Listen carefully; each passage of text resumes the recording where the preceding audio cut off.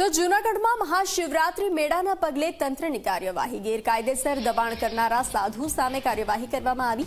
સુદર્શન તળાવ નજીક સાધુ શિવગીરીએ દબાણ કર્યું હતું। દબાણ દૂર કરતા ઘરમાંથી ઘાતક હથિયારો નીકળી આવ્યા હતા। તલવાર, ધારિયા, કુહાડી જેવા ઘાતક હથિયારો મળ્યા હતા।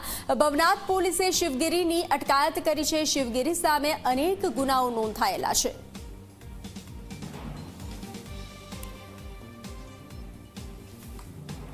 એન્ક્રોચમેન્ટ છે દૂર કરવાની સૂચના હોય આ કામગીરી ચાલી રહેલી હતી ત્યારે સુદર્શન તળાવની પાળને અડીને સાધુ શિવગીરી, જયદેવગીરી નો એક દબાણ ધ્યાનમાં આવેલું હતું।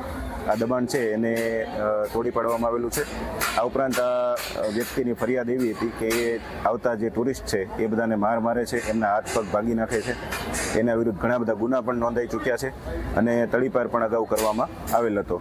તો આટલો ભયજનક માણસ હોય, મહાશિવરાત્રી મેળામાં પણ એ ખૂબ ભયજનક હોય અને લોકોને ખોટી રીતે રંજાડ ન કરે એના માટે સર્ચ પણ કરવામાં આવેલું અને લગભગ 60-70 જેટલા હથિયારો પણ મળી આવ્યા છે અને આ હથિયારો પોલીસને સોંપવામાં આવેલા છે। આ બાબતે ગુનો પણ દાખલ કરેલો છે અને આગામી સમયમાં તડીપાર કરવાની કાર્યવાહી પણ કરવામાં આવશે।